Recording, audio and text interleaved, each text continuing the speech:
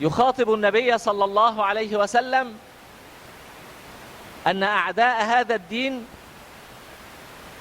إن حاولوا أن يخرجوك من المعادلة فلن يستمروا بعدك إلا قليلا، وأن هذه سنة لا تتبدل ولا تتخلف.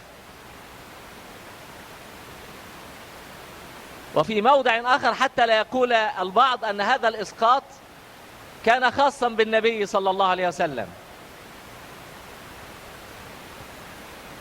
يقول الله عز وجل: فأراد أن يستفزهم من الأرض فأغرقناه وجنوده. هذا الكلام على فرعون لما أراد أن يقصي بني إسرائيل. وقال الذين كفروا لرسلهم: لنخرجنكم من أرضنا أو لتعودن في ملتنا. فأوحى إليهم ربهم: لنهلكن الظالمين ولنسكننكم الأرض من بعدهم، ذلك لمن خاف مقامي وخاف وعيد. حينما عرض هؤلاء على المؤمنين خيارين اثنين: إما أن تكونوا مثلنا أو نطردكم، هنا تتدخل السنة الإلهية، فأوحى إليهم ربهم: لنهلكن الظالمين ولنسكننكم الأرض من بعدهم، ذلك لمن خاف مقامي وخاف وعيد. ثم يقول: واستفتحوا وخاب كل جبار عنيد. أتعرفون ما معنى استفتحوا؟ أي أنهم هم الذين جاءوا بهذا العذاب لأنفسهم، هم الذين فتحوا على أنفسهم باب هذه السنة حينما قرروا الاستئصال. لهذا أيها الإخوة الأحباب، أقول لكم: أبشروا بقرب النصر، فإن الله عز وجل يتولى الآن نصركم. الله أكبر، الله أكبر، الله أكبر، الله أكبر، الله أكبر، الله أكبر.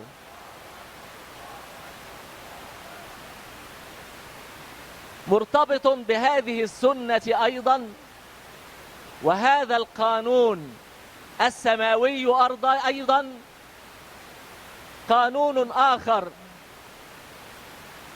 هو قانون التمايز. هذا القانون يقول أن القوم إذا تمايزوا في فئتين، حق وباطل، فإن الله عز وجل ينزل نصره حتما على أهل الحق. وهذه السنة تصديقا لقول ابن تيمية الذي صدرت به حديثي: لا تعمل إلا في جو من البلاء. هذه السنة لا تعمل إلا في جو من البلاء. دعوني أعرض لكم موقفين قرآنيين يؤيدين هذا الكلام. الموقف الأول كان في أعقاب غزوة أحد، حينما قتل كبار الصحابة، فنزل القرآن يواسي النبي صلى الله عليه وسلم ويواسي المؤمنين، يقول: ما كان الله ليذر المؤمنين على ما أنتم عليه حتى يميز الخبيث من الطيب. أي أن الله عز وجل من حكمته ومن قدرته أن يبتلي الأمة ليتميز فيها الخبيث من الطيب. فيقول قائل: أوليس هناك طريقة أخرى غير البلاء والقتل والدماء ليتميز الخبيث من الطيب؟ فيقول الله عز وجل: وما كان الله ليطلعكم على الغيب ولكن الله يجتبي من رسله من يشاء. أليس من السهل أن يحدث هذا التمايز بأن يخبرنا الله عز وجل بالخبيث من الطيب دون ما بلاء؟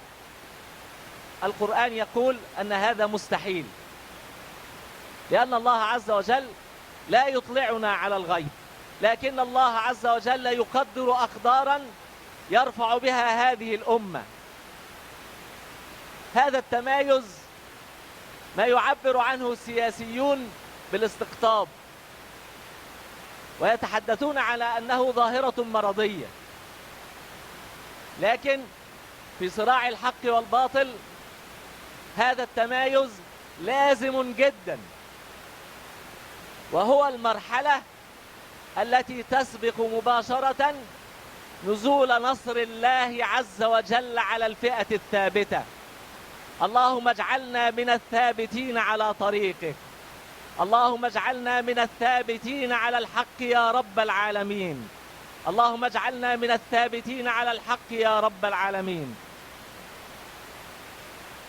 هذه النقطة، نقطة التمايز، هي النقطة التي تسبق مباشرة نزول نصر الله عز وجل. لهذا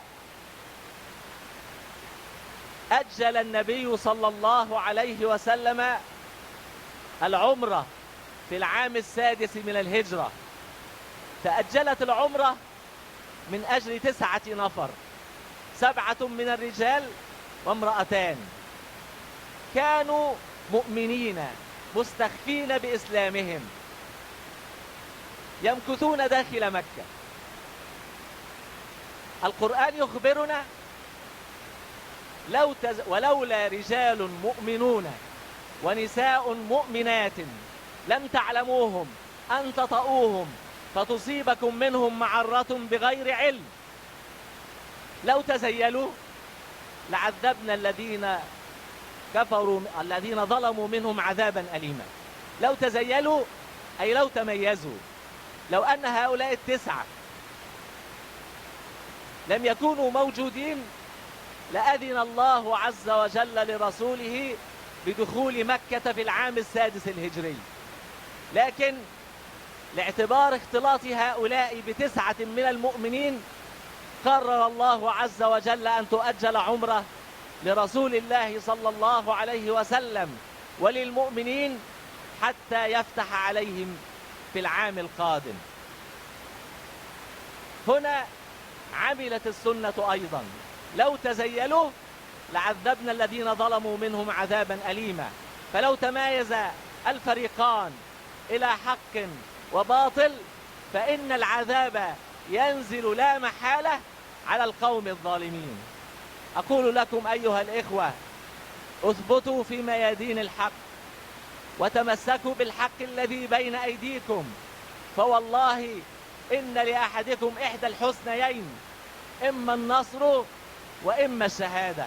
وإني لأذكر في هذا المقام أسيرا مسلما وقع في أيدي الفرس،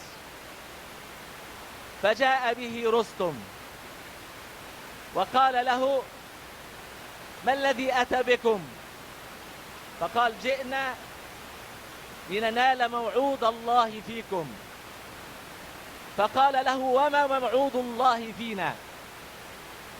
قال: أن نسبي أولادكم وأن نأخذ أرضكم. يقول هذا وهو أسير. فقال له: إذا نقتلكم. فقال المستعلي بإيمانه: من قتلتموه منا كان شهيدا، ومن بقي حيا أظفره الله عليكم وملك أرضكم وأبناءكم. فقال الرجل: إذن فلا مفر لنا من أيديكم. فقال المؤمن: ذنوبكم أوقعتكم في أيدينا. أيها الرجل، لا يغرنك من حولك من الرجال، ولا يغرنك من حولك من الجنود، فأنتم تجاولون القدر ولا تجاولون البشر. إذا كان أصحاب الحق معهم قوة الله عز وجل، فمن هؤلاء الذين يقفون أمامهم؟ حتى إذا رأوا ما يوعدون فسيعلمون من أضعف ناصرا وأقل عددا. الله أكبر الله أكبر الله أكبر، الله أكبر الله أكبر الله أكبر. إخوتي في الله، أسأل الله عز وجل لنا جميعا الثبات على الحق حتى يتنزل نصر الله علينا. أقول قولي هذا وأستغفر الله لي ولكم، والسلام عليكم ورحمة الله وبركاته.